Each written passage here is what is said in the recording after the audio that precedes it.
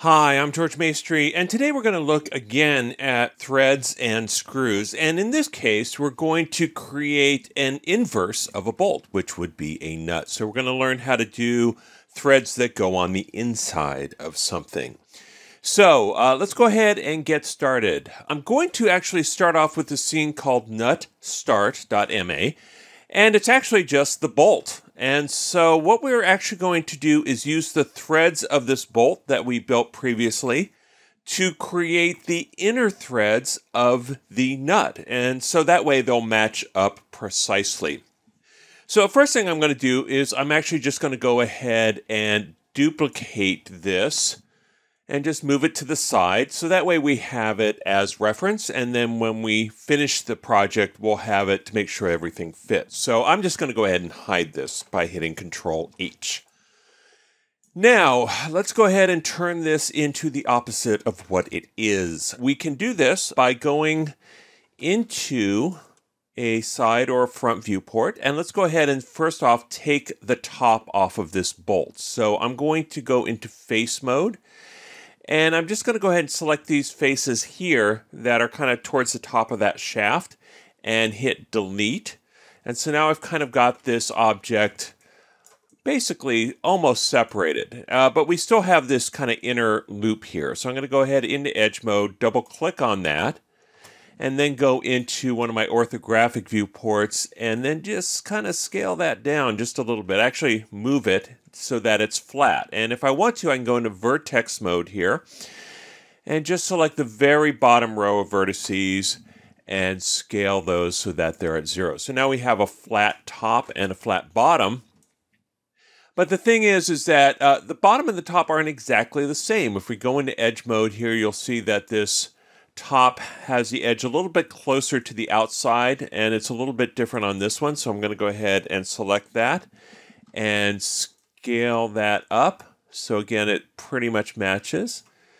And then I want to have an inside here that's a little bit bigger than the threads. So I'm going to do two things. I'm going to go into face mode, and we need to open up the top as well, because obviously that thread is going to go all the way through. So we need a hole at the top and at the bottom. And then I'm going to go into edge mode, select that edge, and scale it up. Make sure it's bigger than the threads underneath it. So somewhere around there.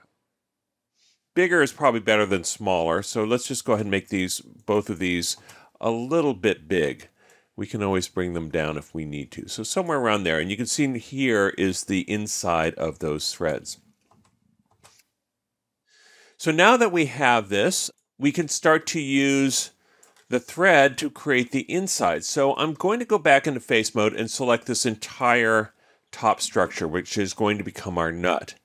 And then I'm going to go into, say, a front or a side viewport, and I'm going to move it down over the threads. And what I'm doing here is just positioning it over the threads. And we can see this a little bit better if we go into wireframe mode.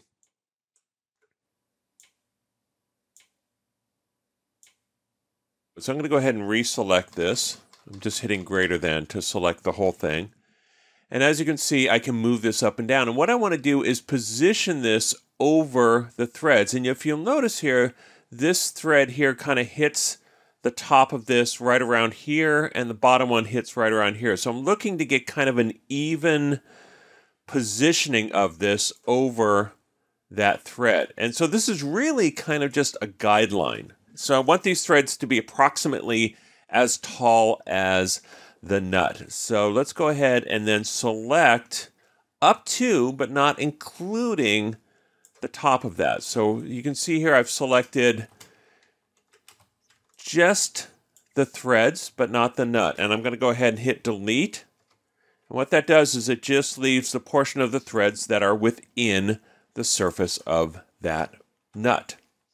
And we're going to do the exact same thing on the bottom. Again, I'm going to select up to, but not including the nut, hit delete.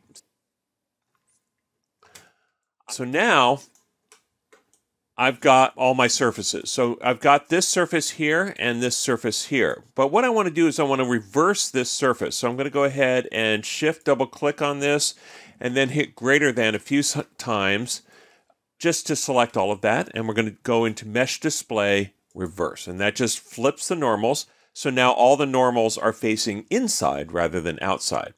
So now that we have this, we can start to stitch all of this together. So we can do that by just going around and stitching these up. And notice how they're pretty much aligned. Now, when I did the delete, notice how I got these top two, and then I've got this edge. So I want to go ahead and select these two, and we're going to go ahead and reconnect that. So I'm going to extrude that. Let's do an Edit Mesh, Extrude. We can also do Control E. And as you can see, that brings that up there. And then I'm going to start just welding vertices together. So I'm going to go into Vertex mode, and under Mesh Tools, I'm going to do a Target Weld. And that allows me to select a vertex, left click and drag to another one, and it welds them together. So I'm going to weld that to hit that, that to that. I'm going to weld these two together, and then to that one. And then I'm just going to work my way around, really. It's just a matter of snapping all of these into place. Now, there's a point where I'm going to need to stop, and it's going to probably be 2 rows before I hit this one. So I'm going to go ahead and just stop right here. We'll go ahead and stitch this up a little bit later. In fact, I'm going to go ahead and stitch one more of these. So I want to make sure I have 1, 2 faces before I hit this detail. And I'm going to go back into Edge mode, and we're going to do the exact same thing. I'm going to select this, hit Control E to extrude.